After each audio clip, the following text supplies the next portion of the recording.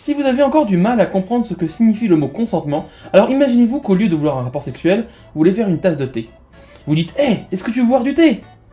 Et la personne répond « Ouais, putain, mais Claire, je voudrais trop du thé, quoi !» Alors, ça veut dire que la personne veut une tasse de thé.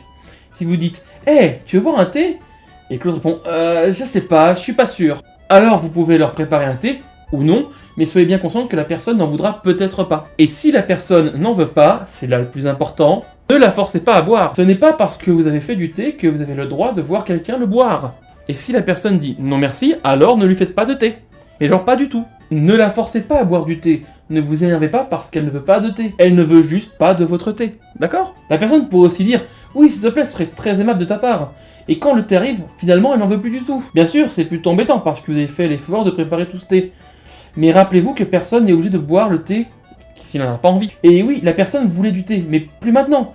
Il y a des personnes qui changent d'avis en moins de temps qu'il en faut pour faire bouillir de l'eau, infuser le thé et ajouter du sucre.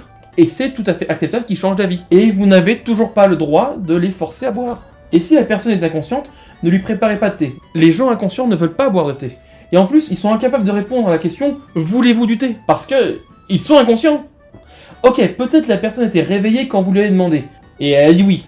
Mais le temps que de faire bouillir l'eau, d'infuser le thé et de mettre du sucre, la personne est devenue inconsciente. Vous devriez juste poser le thé quelque part. Si quelqu'un accepte de boire du thé avec vous, c'est qu'il commence à en boire puis qu'il s'endort ou s'évanouit avant d'avoir fini sa tasse, ne continuez pas à verser le thé dans leur gorge. Si quelqu'un est venu boire un thé chez vous samedi dernier, ça ne veut pas dire qu'il veut que vous lui en fassiez boire du thé tout le temps. Cette personne n'a pas forcément envie que vous vous pointiez chez elle sans prévenir, avec du thé pour les obliger à boire, en lui disant « Mais tu voulais du thé la semaine dernière !» Ou pire, d'être réveillé par une personne qui lui verse du thé dans la bouche en disant « Mais tu veux du thé la nuit dernière ?» Si vous arrivez à comprendre à quel point c'est complètement ridicule de forcer quelqu'un à boire du thé quand il n'en veut pas, et que vous comprenez pourquoi ces personnes ne veulent pas de thé, alors pourquoi est-ce si dur de comprendre ça quand il s'agit du sexe? Que l'on parle de thé ou de sexe, le consentement est la clé. Sur ce, je vous laisse, je vais me faire une petite tasse de thé.